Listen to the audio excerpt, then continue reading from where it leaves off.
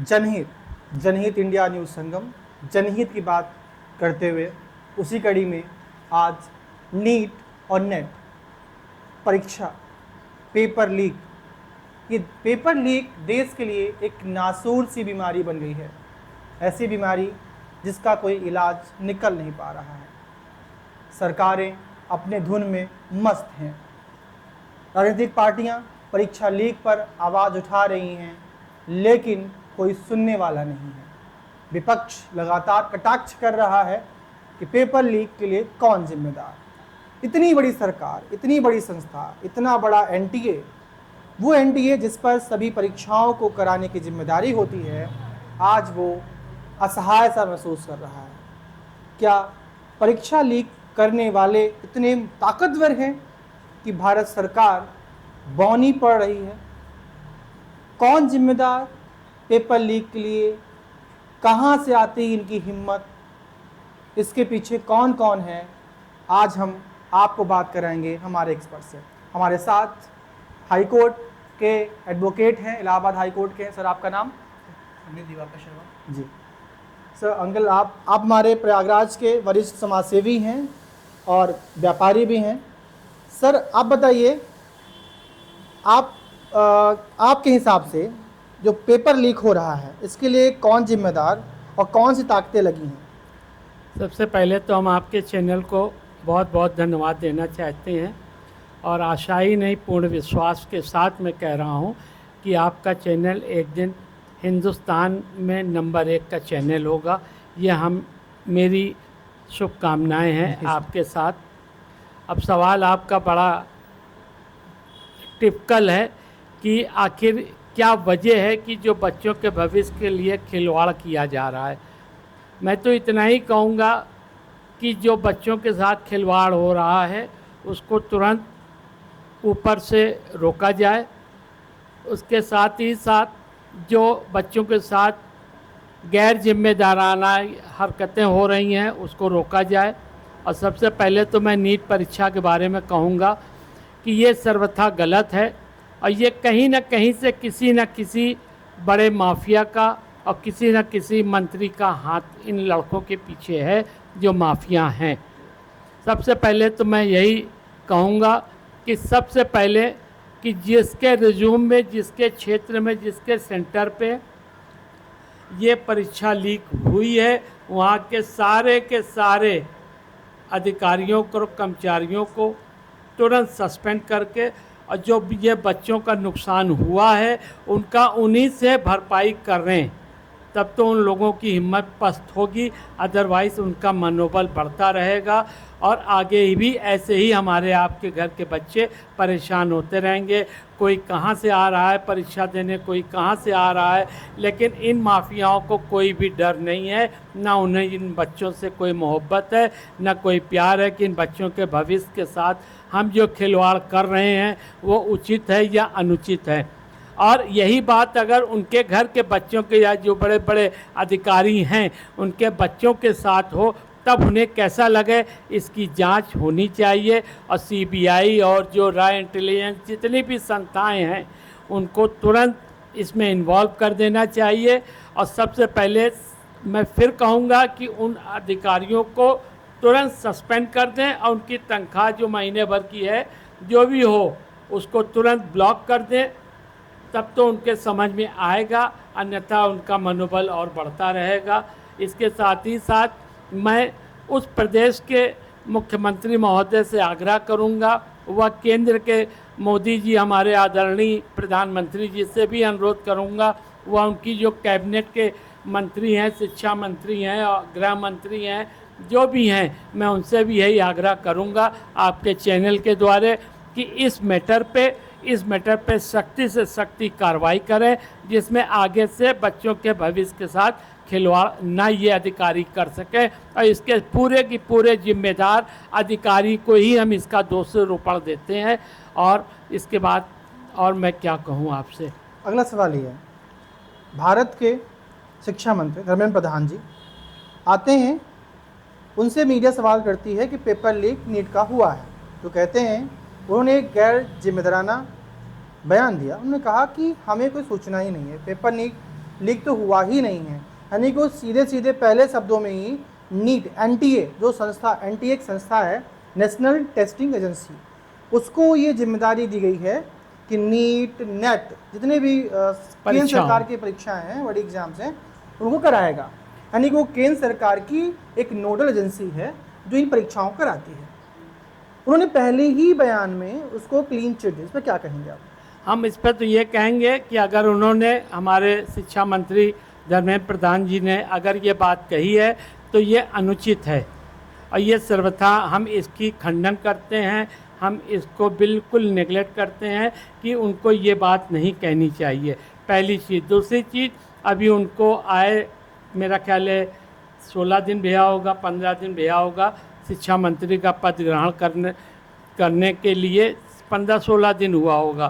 तो मैं तो यही चाहूँगा कि उनको, धर्मेंद्र प्रधान जी को थोड़ा सा अपनी बातों को सोचना चाहिए, बोलने के पहले समझना चाहिए कि बच्चों के लिए जो ये कार्य हो रहे हैं ये अनुचित है या नहीं है। और जहाँ तक उन्होंने पहले दिन से ही, जैसा आपका मीडिया कह रहा है, आपका चैनल कह रहा है कि उन्होंने ये बात कही है, तो मैं ये चैनल के मार्फत के द्वारा कहना चाहूँगा कि वो अपनी पूरी ताकत, एनटीए जो है उसके अंडर में ये सारी परीक्षाएं होती हैं, तो उसको जो है पूरी की पूरी शक्ति के साथ पेश करें। कोई इसमें लिहाज, कोई मुरव्वत, कोई कितना बड़ा भी नेता हो, उसको किसी भी कॉर्नर से बख्शना नहीं चाहिए, क्योंकि ये बच्चों के उज्जवल भविष्य का सवाल है। देश के दुनिया के प्रतिष्ठित नेता, देश के प्रधानमंत्री माननीय नरेंद्र मोदी जी इस बीच लगातार दौरे कर रहे हैं। इटली भी गए, G7 में उन्होंने पार्टिसिपेट किया, भाग लिया। उसके बाद आते ही उन्होंने बनारस में आकर के किसानों को उन्होंने सम्मान निधि वहाँ से जारी की। फिर बिहार गए, नालंदा यूनिवर्सिटी का उद्घाटन किया। फिर आज वो आप कश्मीर में थे। लेकिन देश के प्रधान सेवक, प्रधानमंत्री माननीय नरेंद्र मोदी जी का अभी तक इस पर कोई बयान नहीं आया। इस पर चुप्पी साध रखे हैं वो। इस पर क्या कहेंगे आप? इस पे तो मैं इतना ही आपके चैनल के द्वारा कहूँगा कि आदरणीय प्रधानमंत्री जी थोड़ा सा व्यस्तता के कारण, कि आज इटली हैं, आज बनारस हैं, आज कश्मीर हैं, इस वजह से मैं ये समझ रहा हूँ कि उनको थोड़ा सा आप समय दीजिए। वो एक्शन हमारे जो भारत के माननीय प्रधानमंत्री जी हैं वो तुरंत एक्शन लेंगे, मुझको आशा ही नहीं पूर्ण विश्वास है। वो कठोर से कठोर कदम भी उठाएंगे। बस थोड़ा सा 1-2-3 दिन की मोहलत उनको दे दीजिए।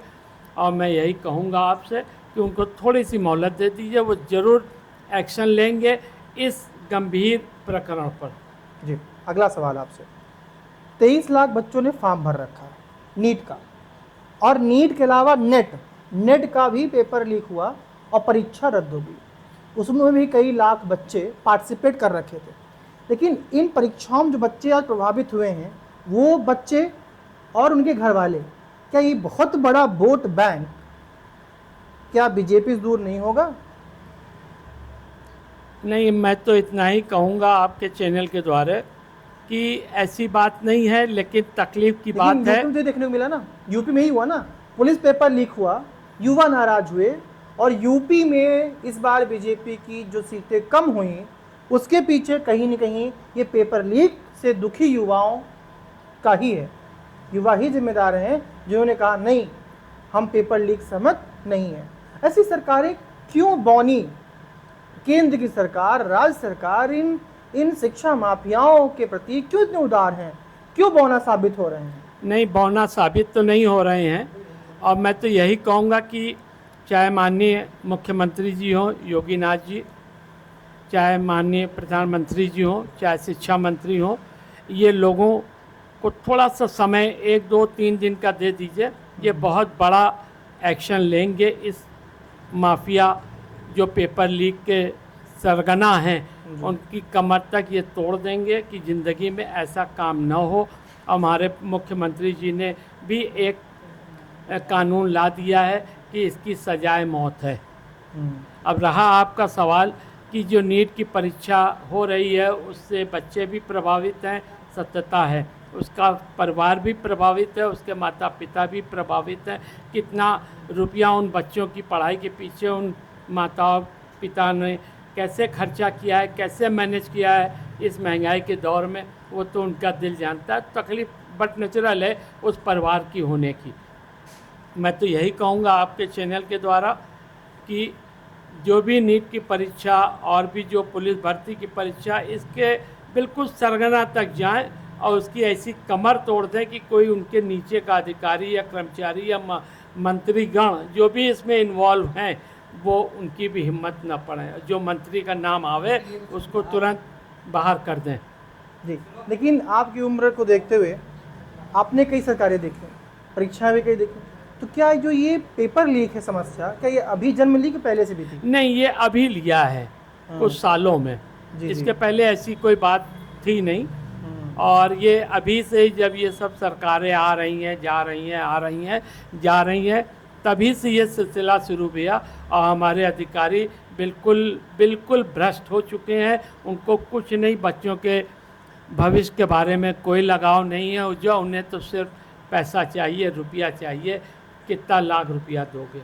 जी। तो ऐसे लोगों को बिल्कुल उनका घर ध्वस्त कर दे, उनकी कमर तोड़ दे। और वही जो बच्चों को नुकसान भैया है, आने में जाने में, कोई बच्चे कहीं से आ रहे हैं, कोई कहीं जा रहे हैं ना, तो समय तो खराब होता ही है। समय और है, फिर पैसा है। दोनों चीज़ें खराब होती हैं। और फिर उनको दिमाग में एक टेंशन आता है कि अरे बाप रे, लीक हो गया अपने ही पेपर, देश में। अपने ही देश में। तो ऐसा नहीं है कि इस पे सख्त कानून बनेगा, और योगी जी ने, माननीय मुख्यमंत्री जी ने बनाया भी है, आपके चैनल में आया भी होगा ये शब्द कि उन्होंने कठोर से कठोर कदम उठाने की कोशिश करी है इस प्रकरण पर। जी जी, बहुत बहुत धन्यवाद आपका सर। हाँ सर, आप पत्रिका सर, अपना पहले परिचय दीजिए आप। मेरा नाम दिवाकर शर्मा है, जी इलाहाबाद हाई कोर्ट एडवोकेट हूँ। जी।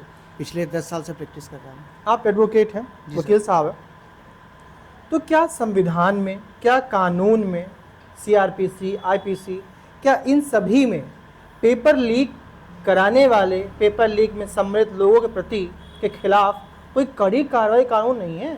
देखिए, आपको जैसे आपने सुना है, बाबूजी की बातें सुनी हैं, इनका कहना है कुछ समय से हो रहा है या कुछ सालों से हो रहा है। आप इससे पहले भी देखिए पेपर लीक होते थे। ऐसा है कि सरकारी जॉब सबको चाहिए, सब उसके लिए है आज के। और ये पहला या दूसरा ये नीट का नहीं है, इससे पहले दरोगा भर्ती हुई, काफ़ी चीज़ें हुई हैं, इससे पहले भी लीक होते थे। अब ये ज़रूर मानता हूँ कि हाँ, योगी सरकार में कुछ लगाम लगा है, लेकिन इसके लिए अभी तक कोई सख्त कानून नहीं बना है। आश्वासन से काम नहीं होता है। आपने देखा इससे पहले कई भर्तियों के हुए, आप पेपर्स देते हो उससे पहले पेपर लीक होता है। ये ज़रूर है कि ऊपर जो है, जो अधिकारी या मंत्रीगण बैठे हैं, मैं किसी का नाम नहीं लूँगा, नहीं किसी के पक्ष का या विपक्ष का, जो मंत्रीगण है, जो उच्च अधिकारी होते हैं, उनके द्वारा ही कहीं ना कहीं लीक होता है।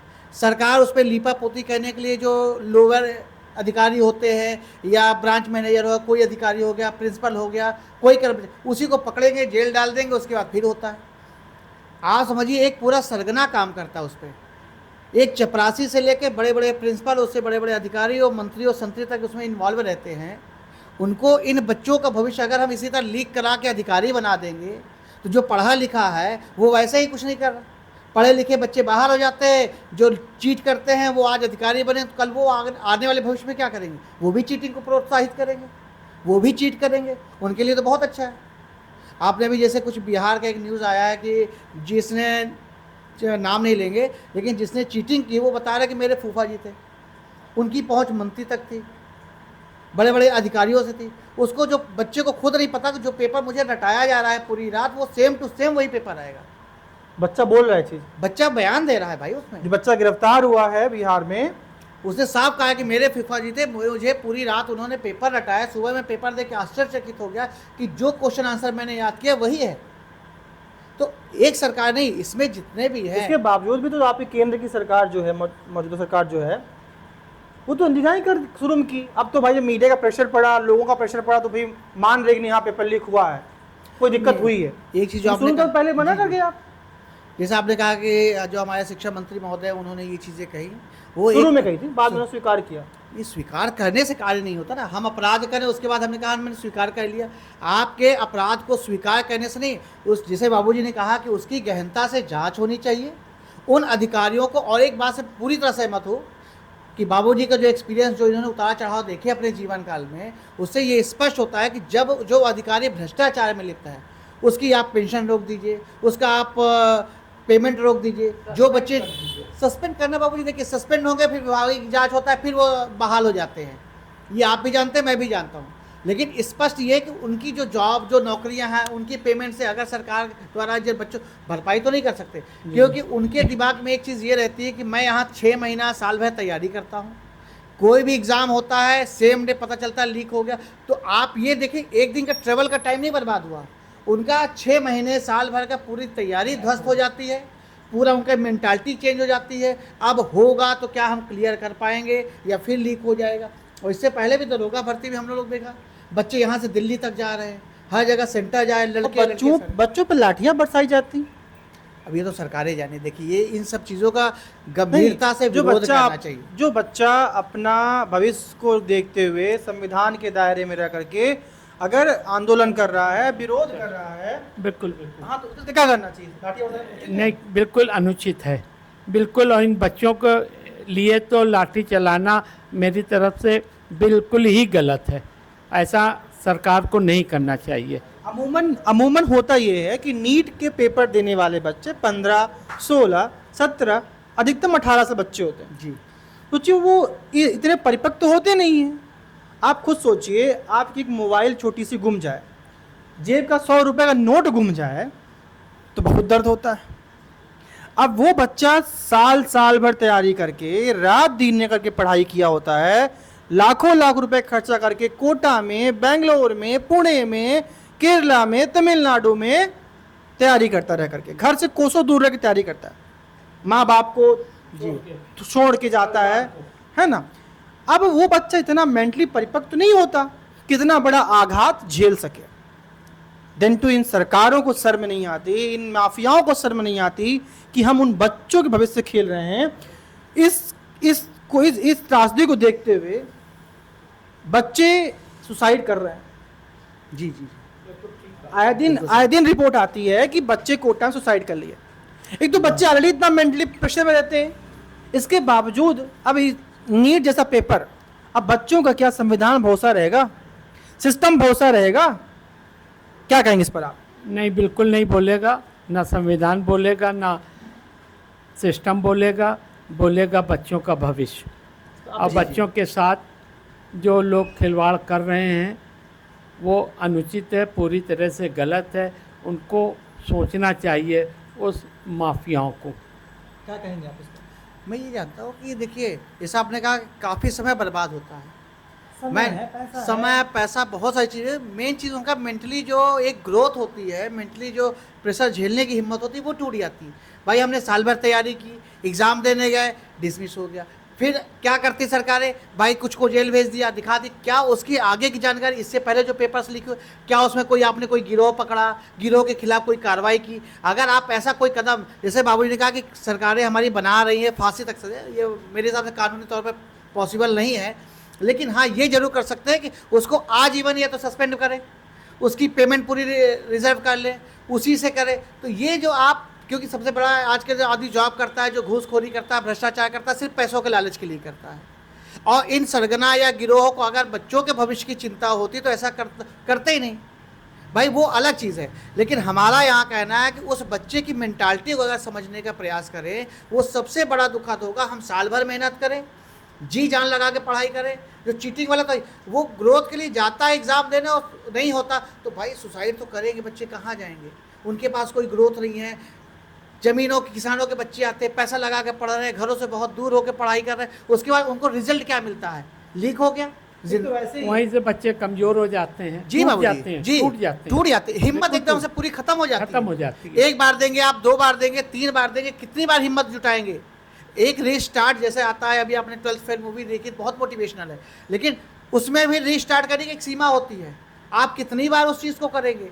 और आप हिम्मत जुटा के करते हैं। मेरे हिसाब से, मेरी नॉलेज 5-7 ये अभी कंटिन्यू ये लगातार पेपर्स लीक हो रहे हैं। सरकारी वैकेंसीज आती हैं, उसके आप कभी कई जगह देखिए, अब मैं किसी नेता का नाम नहीं लूँगा, लेकिन सरकारें जो जॉब निकालती है उससे पहले उनको पता होता है कहाँ पे कितनी भर्ती पे कितना लग रहा है। आप कहें कि भाई हमको पुलिस में भर्ती करा दिए, भाई इतना पैसा लगेगा, तो ये सब भ्रष्टाचार के ही हैं। तो सरकार को इन सब चीज़ों पे विचार अवश्य करना चाहिए। और जो अभी आपने चुनाव का रिजल्ट देखा है यूपी में, जो चीज़ें हैं, ये उसके लिए नहीं है कि हाँ कुछ कैंसिल वगैरह हुआ है, लेकिन सरकार को इसके लिए अभी भी सचेत होना चाहिए। युवा तो काफ़ी नाराज है। मैं ग्राउंड रिपोर्टिंग किया जी, मैं गांव घूमा, यानी कि मैं मैक्सिमम यूपी के ज़िले घूमे। जी, एक नाराजगी साफ झलक रही थी युवाओं में, पेपर लीक। विरोध और प्रदर्शन यूपी भी करते बिहार हैं। का बच्चा, हाँ, यूपी बिहार का बच्चा बिजनेस के बारे में कम सोचता है, खासकर जो नहीं जॉब यूपी बिहार को सोचो आप कि अचानक से गुजरात बन जाए, महाराष्ट्र बन जाए, नहीं, कि नहीं। न्यूयॉर्क बन जाए, कि सोच लोगों की बदल जाए। आप बिलीव नहीं करेंगे कि 99% बच्चे गांव के, खासकर गांव के, वो सिर्फ और सिर्फ एक सरकारी नौकरी चाहते हैं, जो कि संख्या बड़ी कम है ना, नीट की भी बड़ी कम है। वो ये जान रहे कि बहुत कम पोस्ट है, लेकिन तब भी वो पूरी ताकत लगाते हैं। अगर उसके बावजूद पेपर लीक हो जाए तो फिर तो क्या होगा। इस चीज़ को आप इग्नोर नहीं कर सकते। नहीं, कभी नहीं। इसका समझिएगा, 60 यूपी पुलिस की भर्ती थी। सोचिए उत्तर प्रदेश सरकार जब तक, समझिएगा, जब से जो मुझे लगता है, जी, जो मेरा मानना है, अब ये सही है गलत अलग बात है सर, जब से पेपर ठेके पे होने लगे, पता है आपको? हाँ, ये सही है। यूपी पुलिस में 60 लाख बच्चों ने फॉर्म भरा। एक फॉर्म मानते हम, हमें याद नहीं है एग्जैक्टली, बस मानते हैं कि 500 नहीं, ज़्यादा है। मान, सबके हम कम मान लिए ना, हमने मिनिमम मान लिया। मिनिमम आप 1000 मान के चलो, मिनिमम हम मानते 500 ही मान लेते हाँ। हैं। 60 लाख बच्चों ने फॉर्म भरा, एक बच्चे का 500 कितना हुआ, हम इसमें काउंट करने के लायक है ये नहीं है। तो जी उस परीक्षा को कराने का न्योता दिया गया गुजराती कंपनी को। क्या उत्तर प्रदेश सरकार इतनी अक्षम थी कि पेपर नहीं करा सकती? लेकिन ठेके पे क्यों एग्जाम कराए जा रहे हैं पता है आपको? कमीशन। मैं किसी पर आरोप नहीं लगा रहा हूं, लेकिन कमीशन मिलने के चांसेस होते हैं, पूरे होते हैं, बहुत पूरे होते हैं कमीशन के, और इसीलिए ये प्राइवेट कंपनियों को देते हैं। ठेकेदारी प्रथा जब से चालू हुई है तब से परीक्षाओं में धांधली बढ़ी है। शुरू बड़ी है, बिल्कुल ठीक कह रहे हैं आप, तब से ही धांधली बढ़ी है। और ये मैं अब नहीं कह रहा हूँ, ये माननीय योगी आदित्यनाथ जी मुख्यमंत्री हमारे उत्तर प्रदेश के, उन्होंने अभी कुछ ही दिन पहले गुजरात की कंपनी को ब्लैकलिस्ट किए हैं। क्या इतना बड़ा उत्तर प्रदेश, क्या उसके पास एजेंसी नहीं थी जो परीक्षा को सही से करा सके? नहीं, तो सरकार को एजेंसी की क्या जरूरत है? उनके सरकारी नौकर हैं, उन्होंने इतने सरकारी जॉब लगा रखे हैं। अब हमें कराने के लिए, यूपी की परीक्षा कराने के लिए गुजरात की एजेंसी को देना पड़ेगा। तो यहाँ यूपी के लड़के जो ग्रोथ करने की सोच रहे हैं, वो ग्रोथ कैसे होगा? आपके पास सरकारी विभाग है, आपके पास सारी चीज़ें हैं। आप अपने, हमको यहाँ जैसे यूपी का चुनाव कराना हो तो हम जाके गुजरात के कोई अधिकारी को लेके आएंगे क्या? हमारा चुनाव करा दिए। आपने जब ऑर्गेनाइज कराया है, 60 लाख बच्चे चाहे 1.5 करोड़ बने, आपको जब कराना, आपकी कैपेसिटी है, इस रूम पे रहने की अगर 50 लोग कैपेसिटी, आप 1.5 लाख लोग ला के रखोगे कि 1,500 बैठा लोगे, फिर कहोगे भाई कैपेसिटी नहीं, पड़ोसी का हम कमरा ले लेंगे। ये तो गलत है ना। आपको अपनी कैपेसिटी देखना है, एक लिमिट रखनी चाहिए। देखिए कुछ छोटी छोटी चीज़ें अगर सरकारें ध्यान दें तो ध्यान, अगर हमारे पास 500 वैकेंसी है तो हम बहुत ज़्यादा करें 15,000 निकाल दें। आप 15 लाख निकाल के बच्चों का पैसा कहाँ जा रहा है? हमने कहा अरबों का पैसा आया, नौकरी 500 लोगों को देना है। आया अरबों खरबों का रुपया आया, और वो भी मेरा ख्याल है कि कमीशन में चला गया। जाहिर सी कोई बात है। सरकार के पास नहीं गया, कमीशन में गया है। नहीं, ये कमीशन में बात जाता है। जी जी जी। ये भी बात है कि कमीशन देखिए धांधली तो सरकार वहीं के शुरू हो खाते में जाती नहीं है। गया, जो माफिया हैं उनके खाते में गया। बाबूजी, ये मानता हूँ कि धांधली वहीं से शुरू होती है, जब आपके 500 वैकेंसी है, 15 निकली, 15 लाख निकालने की जरूरत है। ये आप अनुचित एक है। लिमिट रखिए, एक लिमिट एक रखिए, लिमिट रखिए। बिल्कुल यहाँ ठीक इतने है। ही वैकेंसी फुल हाँ, हो जाए, आप बंद कर आप- दिए। भाई हमारे पास इतनी सीट है, इतने स्कूल कॉलेजेस हैं, हम इतने में सेंटर कर पाएंगे। 15 लाख की कैपेसिटी में आप 15 लाख से ज़्यादा 25 लाख भराएं तो जो बच्चे 10 लाख है वो कहाँ जाएंगे, सेंटर कहाँ मिलेगा। तो आप एक वैकेंसी बनाते हैं तो एक लिमिट डिसाइड करिए, यहाँ है इतने में फिल हो गया। जैसे आप टाइम बाउंड देते हैं, आप टाइम बाउंड दे 7 तारीख से लेके 15 तारीख फिल करिए, तो 15 तारीख में अगर डेट तो एक कैपेसिटी डिसाइड करिए ना कि हम 15 लाख ही लेंगे। और एक आप लोग 100 बात शेयर करना चाहता हूँ, कोचिंग माफिया। पहले कोचिंग अमूमन होती थी, हर शहर में छोटी छोटी कोचिंग होती थी। कोविड के बाद से देखिएगा, पेपर लीक का मामला कोविड के बाद बढ़ा है। कोविड के बाद से ऐसी ऐसी कंपनियां खड़ी हो गई, कोचिंग कराती हैं, पता है आपको। और वो कंपनियां खरबों की हैं। कितने की हैं? 20,000 करोड़, 1 लाख करोड़। अब इतनी बड़ी बड़ी कोचिंग्स, क्या मैं इन पर आरोप नहीं लगा रहा हूँ, मैं उन पर बिल्कुल आरोप नहीं लगा रहा हूँ, अपनी बात रख रहा हूँ। संदेह एक होता है कि इतनी बड़ी बड़ी कोचिंग्स क्या ऐसी सरकारी एजेंसियों को, अधिकारियों के प्राइवेट एजेंसियों को क्या प्रभावित नहीं कर सकते? कर सकते हैं। बिल्कुल कर सकती हैं, बिल्कुल कर सकती हैं, बिल्कुल प्रभावित करेंगे। ये तो आप इंटरनल बात बता रहे हैं ना। एलन, मैं कोचिंग नाम ले रहा हूँ, एलन, PW है ना, रेजोनेंस, आकाश। अब समझिएगा, अगर इनके यहाँ से बच्चे टॉपर निकल गए तो उस टॉपर को ये दिखा करके 10 लाख एडमिशन ले लेंगे और एक बच्चे की फीस 1.5 लाख रुपए। कितना कमा लिए। हर कोचिंग में होड़ लगी होती है कि टॉपर मेरे यहाँ से रहे। क्या इसमें कोचिंगों का संदेह नहीं देखते आप? नहीं, इसमें हम पूरा संदेह देखते हैं कि जो कोचिंग का मालिक है या जो कोचिंग का ठेकेदार है, उसकी ही पूरी जिम्मेदारी है कि वो इस तरह का गलत काम करता है। और जहाँ बच्चे 100 हैं वहाँ वो 1,000 2,000 बच्चे भरते हैं। नहीं सर, 1-2 हज़ार नहीं, 10 लाख बच्चे भरते हैं और लिखाते हैं बोर्ड में अपने कि गारंटीड सिलेक्शन। हाँ, ये भी है। अरे भाई, कौन सा तुम पानी पी लो वो बाबा, तुम कौन सा सिलेबस पढ़ा दे वो कि बच्चा रात रात तुम बन जाएगा डॉक्टर। और गारंटी पूरी है कि सिलेक्शन होगा। तो इसके पीछे भी कुछ हाथ है, कुछ गोल मोल है, तभी वो इतने भरोसे के साथ कह रहे हैं। और सभी पेपर लीक में पहले से कूद के ही आते हैं कोचिंग वाले, नहीं पेपर लीक हुआ है। आपके पास इतना ज्ञान कहाँ से आता है कि पेपर लीक हो गया? देखिए, ये सारी चीज़ें जो बताई जा रही हैं, कोचिंग तो आप इस वर्तमान स्थिति देखते हुए प्राइवेट सेक्टर सारे हो गए। सरकारी स्कूल की कैपेसिटी देखिए, प्राइवेट सेक्टर।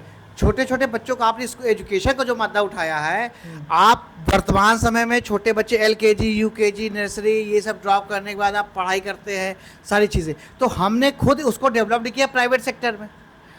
उसी स्कूल में ड्रेस मिल रही है, उसी स्कूल में कपड़े मिल रहे हैं, उसी स्कूल में आपकी कॉपियाँ किताब सारी चीज़ मिल रही है। वहीं के टीचर्स दबाव डालते हैं कि गार्जियंस, इस कोचिंग से आप पढ़ोगे तो पास आउट होगे, नहीं होगे तो हम फेल कर देंगे। कोचिंग का नाम बताएं आपको, एक कोचिंग का नाम, उसका नाम PW कोचिंग, फिजिक्स वाला।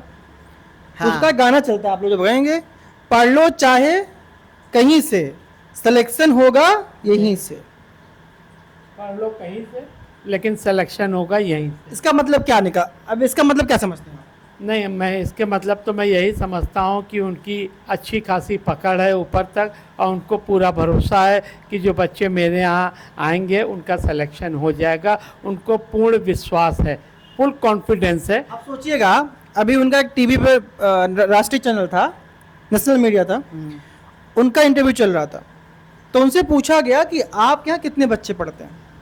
उन्होंने कहा पूरे भारत में मेरी कोचिंग से 8 से 10 लाख बच्चे पढ़ते हैं। कितने लाख? 8 लाख। 8 लाख मानते हैं ना, 10 लाख, 8 लाख। 8 लाख में कितने जीरो होते हैं आप? अरे हाँ, नहीं 5 0 मतलब 5 0। हाँ, तब भी समझिए। हाँ, आप समझिएगा, पूरे भारत में मेडिकल की सीट कितनी है? 48,000। कितनी है? अगर आप 48,000 को भी देखते हो तो ना 48,000 भरो, डबल भर दो, ट्रिपल एडमिशन ले लो। एक आपकी भी तो लिमिट होनी चाहिए ना कि आप कितने एडमिशन्स लोगे। नहीं, कोचिंग फाउंडेशन होना चाहिए। आप अरबों खरबों का पैसा बना के बच्चों को बेवकूफ़ बना रहे हो कि आप कहते हो पढ़ लो चाहे कहीं से, सिलेक्शन होगा यहीं से। वो है ना? वो तो अपना एडवर्टीजमेंट नहीं, है, वो प्रचार नहीं, है। भ्रामक लेकिन प्रचार नहीं। भ्रामक प्रचार, ये एजुकेशन में ऐसा नहीं होना हाँ? चाहिए। आप कोई तेल साबुन और शैम्पू नहीं बेच रहे हैं। आप पिज्जा बेच रहे हैं कि तमिलनाडु में भी आप ही कोचिंग रेसिपी बांट रहे हैं क्या कि जो स्वाद है रेसिपी यहाँ भी काम करे, रेसिपी वहाँ भी काम करेगी? तो धंधा नहीं है। फिजिक्स वाला तो एक ही है ना। 48,000 एक नहीं है, उसने इंडिया में पता नहीं कितने सेंटर खोल रखे हैं। ब्रांचेस है, पढ़ाने वाला तो एक ही है ना, उसकी ना। ब्रांचेस उन्होंने खोल रखी है। हाँ नहीं, तो एक ही रश्मि नहीं, एक ही नहीं, अलग टीचर्स हैं। कहने का मतलब ये है कि आपका भी एडमिशन लेने का एक दायरा होना चाहिए ना, बच्चों के दाखिले का ना, कि आप 10-10 लाख एडमिशन ले लेंगे।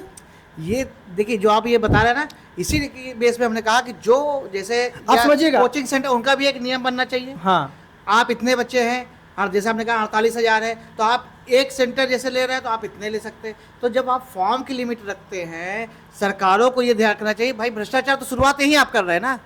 हाँ, भ्रष्टाचार की शुरुआत है, और- आपने लाखों लाख भर लिए। हाँ। आना है, आप एक फॉल्ट अगर जैसे आपने कहा कि वो ऐसा न्यूज निकाल रहे हैं तो सरकार को उस पर एक्शन लेना चाहिए। हाँ। आप गारंटी कैसे ले रहे हैं भाई? हाँ? सरकारी जॉब आप उनके दिलाएंगे हमें? बोर्ड देखेंगे ना, बोर्ड गारंटीड सिलेक्ट। मैं भी रायबरेली में रिपोर्टिंग कर रहा था, जब राहुल जी का चुनाव था, मैं रायबरेली में था। मैं फोटो रखा हूँ खींच करके, जी रखा हूँ, उसमें केस भी करूँगा, ठीक है, आप ही के माध्यम से कराऊंगा वकील साहब बगल में। हाँ, उसमें लिखा था गारंटीड सिलेक्शन, 100% गारंटीड सिलेक्शन। मतलब पूरे भारत में 48,000 सीटी है, और 10 लाख लोगों को, 8 लाख लोगों को, मान लीजिए 5 लाख लोगों को आप कैसे दे देंगे? और ये कहानी सिर्फ PW की नहीं है, ये बहुत सारी कहानी संस्थाएं हैं। लगभग कोचिंग की, सारी कोचिंग एलन की भी कहानी है, रेजिडेंस की कहानी है, आकाश की कहानी है। बच्चा हरियाणा का टॉप मारा है।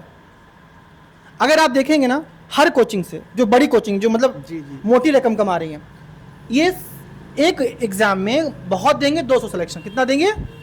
500, 1000 मान लेते हैं। 10 लाख आप क्यों भर रहे हो भैया? आप खुद जान रहे हो कि हम 10,000 रुपये दे नहीं पाएंगे सिलेक्शन। वही है कि अंधे की दौड़ हो रही है। आप 1000 बच्चा दौड़ाइए, 2 बच्चा पास आउट हो गया, उसी के आप अब बच्चा हरियाणा, समझिएगा, जो बच्चा हरियाणा में टॉप मारा है, उसी की फोटो एलन भी लगा रहा है, उसी की फोटो PW भी लगा रहा है, उसी की फोटो रेजोनेंस भी लगा रहा है। ये कितना खेल चल रहा है भाई। पहला चीज तो बच्चों को पहले भ्रामक चीजों में डाला जाता है। अगर सिंपल सी कहानी है कि बच्चों को कितना आप भरेंगे, एक क्लास में लिमिट रखिए ना, कि एक क्लास में 50 बच्चे बैठेंगे, 60 बच्चे बैठेंगे, है ना। एक क्लास में 500 बैठ रहे हैं, एक क्लास में 800 बैठ रहे हैं, एक क्लास में 1000 बैठ रहे हैं। ये धंधा चल रहा है भाई सब देश में। ये धंधा तो और बच्चे करते क्या हैं, आप खुद सोचिएगा ना, IAS में सिलेक्शन कितनी होती है? पोस्ट 1500 उड़ के बाजार। अब बच्चे एक क्वेश्चन कितने पढ़ते हैं? लाख, 2 लाख, 3 लाख, 5 लाख, 10 एक कोचिंग बच्चे पढ़ रहे हैं। मतलब ये क्या मशीन उसीन है क्या? इन पर कोई और रोक नहीं लग रही है क्या इनका हाथ? ऐसा कौन सा माफिया आएगा? आप बिजनेसमैन हैं, क्या आप इसमें आएंगे? नहीं आएंगे, आपको आइडिया नहीं है। लेकिन आप एक कोचिंग वाले हैं और आपका बच्चा इंडिया में टॉप कर जाए, एक बच्चा रातों रात आप अरबपति बन जाए। कैसे? फलाने कोचिंग बच्चा नीट टॉप मारे, और लोग पेरेंट्स भी, अच्छा वहां से बच्चा टॉप मारा है तो वहीं दाखिला होएगा, पैसा कितना लग जाए। बिल्कुल बिल्कुल वहीं दाखिला होगा, चाहे पैसा कितना लग जाए। अब बच्चे प्रेशर रहता है, पैसा बहुत लग गया बाप का, माँ का, सुसाइड कर लेता है। नहीं सही है। हमारे देश की सरकारें ऐसी हैं कि भैया पेपर लीक तो हो ही जा रहा है। मैं कहता हूं चाहे ये कोचिंग वाले करवा रहे हैं, जो मंत्री करवा रहा है, जो नेता करवा रहा है, जो उद्योगपति करा रहा है, कोई भी करा, लेकिन जिम्मेदारी सरकार की बनती है। नहीं 100%। तो चाहे सरकार की ही पूरी जिम्मेदारी है। चाहे इसमें जो भी शामिल हो, चाहे बड़े से कोचिंग माफिया शामिल हो, चाहे उद्योगपति शामिल हो, चाहे नेता, मंत्री, विधायक, सरकार का कोई अधिकारी हो, उस पर सख्त कार्रवाई होनी चाहिए। ये जनहित इंडिया न्यूज़ की मुहिम है, और जनहित इंडिया न्यूज़ संगम प्रयागराज से लगातार इसमें अपनी आवाज़ उठाता रहेगा। बच्चों के भविष्य से खिलवाड़ नहीं होना चाहिए, देश में भ्रष्टाचार बंद होना चाहिए। इसी के साथ आप सभी का धन्यवाद। जय हिंद, जय भारत।